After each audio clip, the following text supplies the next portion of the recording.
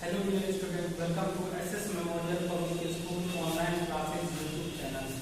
In this session I will teach you social science जो कि class 4 के लिए है, जिसमें आप चैप्टर 4 पढ़ेंगे। तो वो ये जो चैप्टर है वो डेजर्ट के बारे में पढ़ा, मतलब हम लोगों का जो खाद्य स्थल है बेसिकली उसके बारे में एलेबोरेट करता है या उसके बारे में हम लोगों को बताता है। तो वेस्टर्न डेजर्ट नाम है चैप्टर का, वेस्टर्न डेजर्ट। अब देखिए इस चैप्टर में क्या क्या दिया गया है इसके बारे में हम लोग पढ़ते हैं। पढ़ने से पहले आप लोग समझ लीजिए, जो हम लोगों का डायरेक्शन सेंस है, हम लोग पता जो लगाते हैं कि ये नॉर्थ है, ये साउथ है, ये ईस्ट है, ये वेस्ट है, वो डायरेक्शन सेंस इस टाइप का होता है। आप कहीं पे ऐसा बना लीजिए, एक ये लाइन है, एक ये वर्टिकल लाइन है, ये हॉरिजॉन्टल लाइन है। वर्टिकल लाइन का सबसे ऊपर वाला जो पार्ट है इसको नॉर्थ बोलेंगे, आप उसका एक जो अपोजिट पार्ट है इसको साउथ बोलेंगे, और ये वाला जो पार्ट है इस तरफ में आपका जो राइट पड़ेगा वो हमेशा ही ईस्ट पड़ेगा, आपका जो लेफ्ट आ जाएगा वो वेस्ट आ जाएगा। तो डायरेक्शन सेंस ऐसा होता है, मतलब ऊपर वाला पार्ट जो का हमेशा ही नॉर्थ होता है, इसको हम लोग चेंज नहीं कर सकते। कहीं पे भी हम लोग को निकालना है डायरेक्शन तो हम लोग ऐसे ही लेंगे, नॉर्थ ऊपर में रहेगा, साउथ नीचे में रहेगा, ईस्ट इधर में रहेगा और साउथ ये वेस्ट लेफ्ट में रहेगा। आप लोग जो आप लोग को मैप है उस मैप को आप ऐसे करिए, ये जैसे आपका इंडिया का मैप है, तो इस इंडिया को मैप को आप लोगों को पता लगाना है कि कौन सा स्टेट कहाँ पे लाई कर रहा है, कहाँ पे स्थित है। तो आप लोग क्या करिए, ऐसे रखिए, ये इंडिया का मैप इसके ऊपर ऐसे रख दीजिए।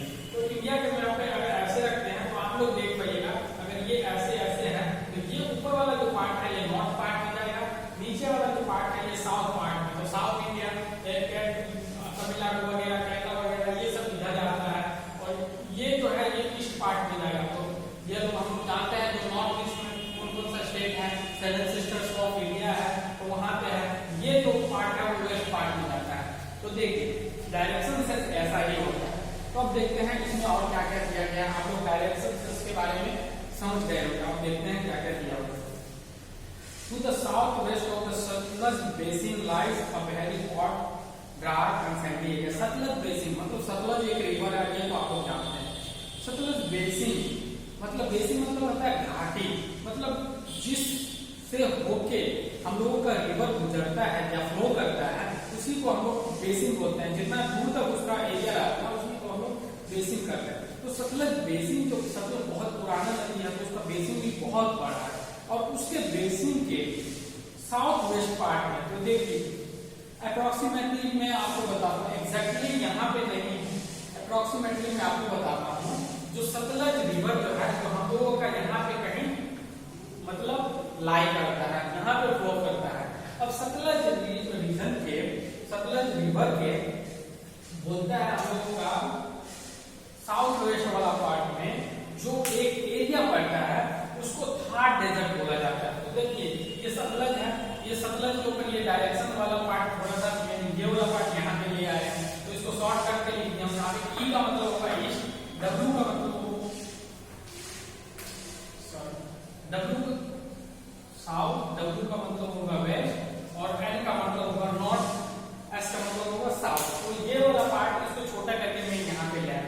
तो वेस्ट साउथ पार्ट में, साउथ वेस्ट पार्ट में कौन सा एरिया आता है, ये वाला एरिया। ये देखिए ये जो पार्ट है आपका, ये वाला पार्ट, ये वाला जो पार्ट है इसके इधर ये कौन सा एरिया आता है, ये वाला एरिया आता है। तो ये जो एरिया है ये सतलज बेसिन का ही लगभग एरिया है, और ये जो पार्ट है ये इसको बोला जाता है थार डेजर्ट बोला जाता है, या ग्रेट इंडियन डेजर्ट के नाम से इसको जाना जाता है। तो हम लोग पढ़ते हैं, और ये जो एरिया आता है ये बहुत ही गर्म, ड्राई और सैंडी एरिया, मतलब बालू वाला जगह है। बालू रेत जो होता है हम लोगों का वो रेत वाला जगह है, ये बहुत ही गर्म रहता है और ड्राई रहता है, यहाँ पानी की बहुत ज्यादा कमी। It is called the great Indian desert और द थार डेजर्ट। ये द ग्रेट इंडियन डेजर्ट के नाम से भी इसको जाना जाता है और थार डेजर्ट के नाम से भी जाना जाता है। दोनों ही मतलब एक लड़के का नाम दो हो सकता है, तो वैसे ही ये जगह का नाम जो है, इस जगह का नाम दो नाम से जाना जाता है, एक तो थार डेजर्ट और एक द ग्रेट इंडियन डेजर्ट के नाम से जाना जाता है। The desert expand over the western part of Rajasthan. ये जो डेजर्ट है ये western part of the Rajasthan, जो हम लोगों का जो राजस्थान है, राजस्थान में जो वेस्टर्न पार्ट है मतलब पश्चिमी जो एरिया है वहां पे ये डेजर्ट लाई करता है, ये डेजर्ट स्थित है। To the east of the desert lie Aravalli hills. Aravalli hills जो है, अरावली पर्वत के नाम से जो आप लोग जानते होंगे, जो अरावली पर्वत है वो कहाँ है, राजस्थान में है। तो राजस्थान में जो अरावली पर्वत है उसके ईस्ट साइड में, ये मतलब ये जो आपका थार डेजर्ट है इसके ईस्ट साइड में अरावली पर्वत है। In the south, the desert touched the lowland of Kutch in Gujarat. अब ये जो साउथ है, ये देखिए साउथ, और यहाँ पे गुजरात है, आप लोग जानते हैं कि यहाँ पे गुजरात लाई करता है, यहाँ पे गुजरात। अब ये जो गुजरात है तो ये जो मतलब हम लोगों का जो डेजर्ट है, ये जो रेगिस्तान है, इसका जो लोअर पार्ट है मतलब निचला हिस्सा वो गुजरात को टच करता है। गुजरात में जो हम लोगों का कच्छ जो है हम लोग बोलते हैं कच्छ है, तो वो कच्छ को ये मतलब टच करता है। कच्छ और ये जो हम लोग का थार डेजर्ट है ये दोनों लगभग मिला हुआ है।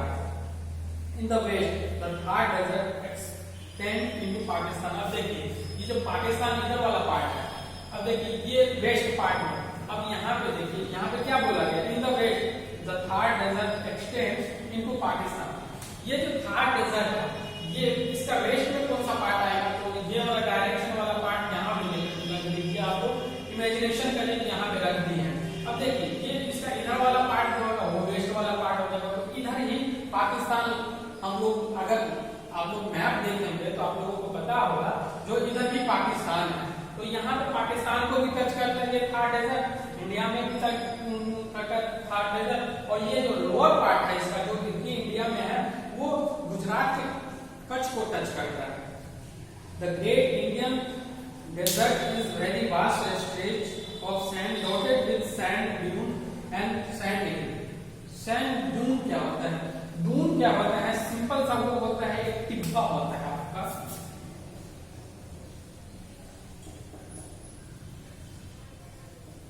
Tibba.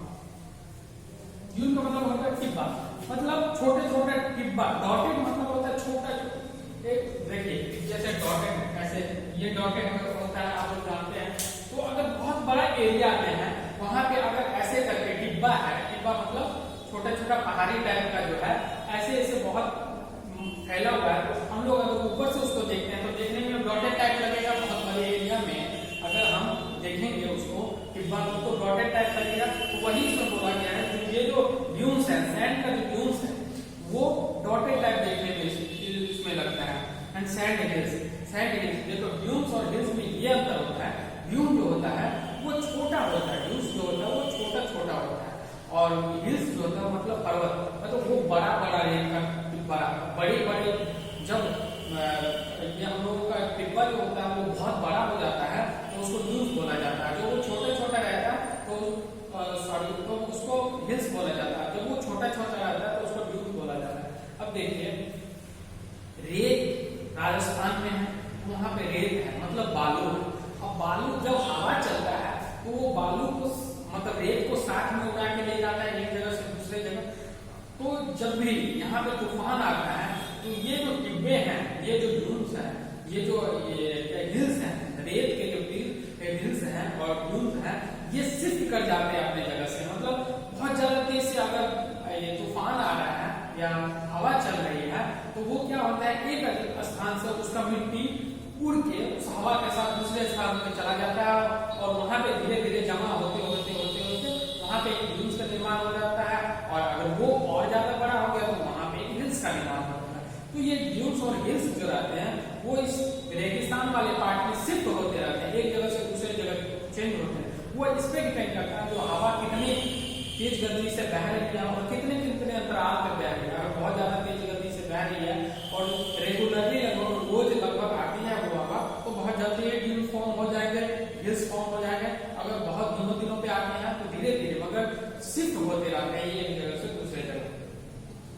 The same dune and hills keep on shifting from one place to another place, यही मैंने आपको हिंदी में बताया। Frequent dust storm push the land dune to distant place।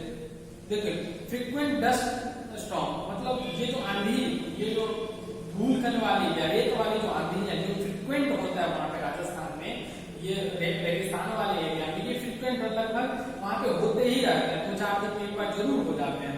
तो इसीलिए वो जो ड्यून्स बनते हैं वो शिफ्ट होते रहते हैं। मैंने आपको बताया the climate of the desert region is of extreme type. Extreme type मतलब अगर गर्मी होगा तो बहुत ज्यादा गर्मी होगा, ठंड होगा तो बहुत ज्यादा ठंड होगा, पानी तो वहां पे ना के बराबर होता है, तो इसलिए सुखाड़ जो पड़ता है, सुखाड़ जो रहता है तो बहुत ज्यादा सुखाड़ रहता है, उसको एक्सट्रीम एक्सट्रीम मतलब अति टाइप होता है, वहां पे हार्श रहता है, बहुत ही कठोर रहता है। वहां पे आदमी लोगों का रहना या प्लांट लोगों का रहना नॉर्मली संभव नहीं होता है। अब देखिए रहते हैं वहां पे, आदमी भी रहते हैं, प्लांट भी एक दो उगते हैं, तो वो कैसे होते हैं वो धीरे धीरे आपको पता लगेगा आगे चलते। In summer the day are extremely hot and the night are hot. Summer के समय में गर्मी के समय में डेज हो जाते हैं वहां पे, दिन का समय बहुत ही गर्म रहता है और नाइट में हो जाता है वो ठंडा हो जाता है। तो ये एकदम गर्म रहता है और नाइट एकदम मतलब बहुत ज्यादा ठंडा नहीं होता, तो भी नॉर्मल रहने लायक ठंडा हो जाता है वहां पे। In winter the days are warm and nights are cold. Winter के समय में, समर के समय में क्या था, डेज गर्म था, विंटर के समय में डेज जो रहता है वो वार्म हो जाता है, तो थोड़ा गर्म हो जाता है, नाइट्स आर कोल्ड। वार्म और ये क्या बोलते हैं हॉट में अंतर समझिए। वार्म का मतलब होता है थोड़ा सा गर्म और हॉट का मतलब होता है बहुत ज्यादा गर्म। वार्म मतलब थोड़ा सहने योग्य गर्म है, वो हॉट मतलब बहुत ज्यादा गर्म है जिसको हम सहन नहीं कर सकते हैं। तो वार्म और हॉट में यही अंतर होता है। Rainfall is very scanty. Scanty मतलब होता है बहुत ही अल्प मात्रा में, मतलब रेनफॉल जो होती है वहां पर बरसात जो होती है बहुत ही कम मात्रा में होती है। Some place do not have rainfall for many years.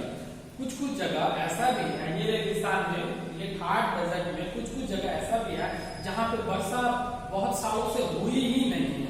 तो अगर वर्षा बहुत सालों से हुई ही नहीं है तो वहां पे आदमी लोगों का या एनिमल या प्लांट लोगों का रहना कैसे संभव हो सकता है, नहीं हो सकता है।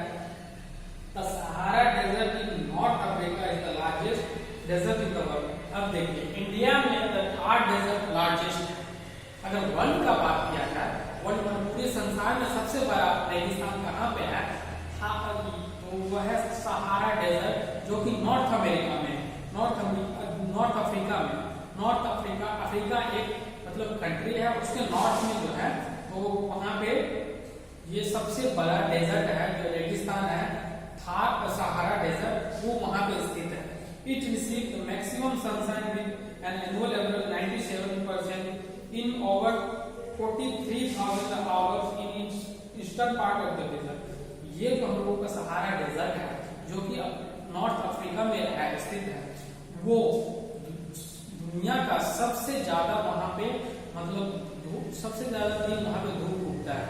उसका ईस्टर्न पार्ट में और सबसे ज्यादा मतलब 97%, अगर 100% 100 दिन अगर कैलकुलेशन में लिया जाए 100 दिन, तो उसका 97 डेज जो रहता है जो वहां पे मतलब धूप रहता ही रहता है। इसीलिए वहां पे धूप रहता है तो बहुत ज्यादा गर्मी भी वहां पे रहती है। The scarcity of water and scorching heat has kept the desert region wet. अब देखिए scarcity of water, वाटर की कमी और चिलचिलाती धूप, बहुत गर्म धूप के कारण वहां पे वो जो जमीन रहती है एक तरह का बंजर रहता है, वहां पे कोई प्लांट वगैरह या कोई आदमी वगैरह या एनिमल वगैरह नहीं रहते हैं। A few shrubs or plant with thick fleshy stem or stunt tree like bamboo, hickory, cactus and prickly pear grow here. देखिए रेगिस्तान में जो होता है, रेगिस्तान में वहां पे क्या होता है, वहां पे जो प्लांट्स रहते हैं वो नॉर्मल प्लांट्स वहां पे नहीं उग सकते हैं। वहां पे वैसा प्लांट उग सकते हैं जो वहां के वातावरण को सहन कर पाए। तो जो झाड़ी वाले प्लांट होते हैं, जितना भी झाड़ी या कटीले प्लांट होते हैं, वो उसका जो मतलब एरिया रहता है, देखिएगा जो भी कटीला प्लांट रहता है, झाड़ी वाले प्लांट रहते हैं या कैक्टस वगैरह जो रहता है, पेड़ वगैरह जो रहते हैं, उसका जो पत्ते का साइज रहता है वो बहुत ही छोटा रहता है। और क्या बोलता हूँ, उसका जड़ जो रहता है वो बहुत ही नीचे तक मतलब गड़ा हुआ रहता है, तो बहुत ज्यादा नीचे रहता है, इसके कारण उसको पानी मिल जाता है। नॉर्मल प्लांट वहां पे सर्वाइव नहीं कर सकते हैं। Most shrubs have long route and few shining leaves. लंबी रूट्स होते हैं और उसका लीव्स जो some place where underground water comes to the surface as a spring, cluster of tall palm tree and some grasses grow. Such a fertile tract is known as oasis. Most of the villagers in desert come up around such area. They grow millet and few pulses for their consumption. अब देखिए oasis क्या होता है?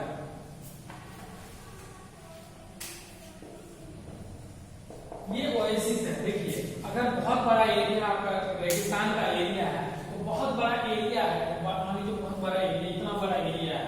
अब वहां पे एक area ऐसा बना हुआ है जहाँ पे ऐसा करके आया है और यहाँ पे एक गड्ढे नुमा बन गया है। तो ये जो गड्ढा नुमा जो बन जाता है तो इस एरिया में क्या होता है, जब भी बारिश होती है, बहुत मतलब कभी कभी बहुत अंतराल पर बारिश होती है, तो जब भी बारिश होती है तो ये जो बारिश का पानी है इस सब एरिया में, जो ये ऊपर वाला एरिया है, इस सब एरिया में जो पड़ता है तो ये बारिश का पानी क्या होता है, धीरे धीरे धीरे धीरे रिसाव करके यहाँ पे आ जाता है। ऐसे भी इस पार्ट का जो बारिश का पानी है वो धीरे धीरे रिसाव करके यहाँ पे आ जाता है। तो यहाँ का जो अंडरग्राउंड वाटर है वो नॉर्मल लेवल पे आ जाता है या कभी कभी सरफेस पे भी आ जाता है। अगर पानी बहुत ज्यादा हो गया इस सब रीजन में तो वो अगर बहुत ज्यादा रिसाव करके ऐसे करके धीरे धीरे यहाँ पे आ गया तो सरफेस पे भी पानी आ जाता है। तो यहाँ पे क्या होता है, यहाँ पे पानी मिल जाता है। तो ऐसा एरिया जो रहता है इसको ओएसिस बोलते हैं, इस टाइप के एरिया को ओएसिस बोलते हैं। अब यहाँ पे पानी संभव है तो यहाँ पे जब पानी संभव है तो यहाँ पे आदमी भी रह सकता है। यहाँ पे बहुत सारे ग्रासेस घास भी उगती हैं, खजूर के ट्रीज भी यहाँ पे आपको देखने को मिल जाएंगे। यहाँ पे बहुत सारे खजूर के ट्रीज वगैरह यहाँ पे आपको देखने को मिल जाएंगे। ऐसे बहुत सारे खजूर के ट्री वगैरह आपको देखने को मिल जाएंगे, बहुत सारे घास वगैरह देखने को मिल जाएंगे। तो यहाँ पे क्योंकि पानी अवेलेबल है तो यहाँ पे आदमी भी रह सकता है, यहाँ पे एनिमल्स वगैरह भी रह सकता है। तो इस टाइप के एरिया को ओएसिस बोला जाता है। The desert soil is very fertile due to shortage of water. Most of the land lies wasted. Desert का जो सॉइल रहता है वो बहुत ही फर्टाइल उपजाऊ रहता है, मगर पानी की कमी के कारण वहाँ पे फसल नहीं हो पाता। इसके लिए क्या किया है इंडिया गवर्नमेंट ने, क्योंकि यहाँ पे डेजर्ट लाइक लगता है तो यहाँ पे एक कैनाल बना दिया है, नहर बना दिया यहाँ। तो ये जो नहर है, इस नहर का जो पानी आता है वो सतलज से आता है पानी और इस एरिया से पास करता है। तो इस एरिया के अगल बगल जहाँ पे नहर है उस एरिया के अगल बगल वो नहर के कारण पानी की आपूर्ति हो जाती है, जिसके कारण वहाँ पे आदमी लोग आराम से रह पाते हैं और फसल वगैरह आराम से उगा पाते हैं और जीवन यापन अच्छे से कर सकते हैं। तो यहाँ पे जो ये नहर है तो इसके अगल बगल ये जो नहर जहाँ जहाँ से पास करती है इसमें, तो इसके अगल बगल सिटीज वगैरह बसी हुई है। However, the scene is changing now. अब चेंज हो गया है। क्यों कैसे चेंज हो रहा है? Government has constructed the Indira Gandhi canal in desert. ये जो डेजर्ट में इंदिरा गांधी कैनाल कंस्ट्रक्ट किया है जिसका पानी सतलज रिवर से आता है। और इंदिरा गांधी कैनाल जो है इंडिया का सबसे लंबा कैनाल है, ये भी समझ लीजिए आप लोग। It is a big irrigation, irrigation मतलब सिंचाई होता है। ये जो मेनली इसका रीजन है जो इरिगेशन के पर्पज से बनाया गया। अगर ये इरिगेशन होगा, सिंचाई होगा तो क्या होगा, इरिगेशन होगा तो वहाँ पे फसलें वगैरह क्रॉप्स वगैरह अच्छे से उगाई जा सकती है, जिससे मतलब आदमी लोग वहाँ पे सरवाइव कर सकते हैं। Water has been brought from the Sutlej river, ये मैंने आपको बता दिया था। Canal has turned huge wasteland into greenery. ये कैनाल के बनने के कारण यहाँ पे जो रेतीला जगह था ये ग्रीनरी में चेंज हो, ग्रीनरी में चेंज हो गया, मतलब ये उपजाऊ भूमि हो गया। पहले तो बंजर था, पानी नहीं था तो बंजर था। अब ये कैनाल बनने के कारण यहाँ पे पानी की अवेलेबिलिटी हो गई है, जिसके कारण यहाँ पे अब ये उपजाऊ हो गया है। यहाँ पे लोग उपजाऊ करके खाते हैं और रहते भी हैं।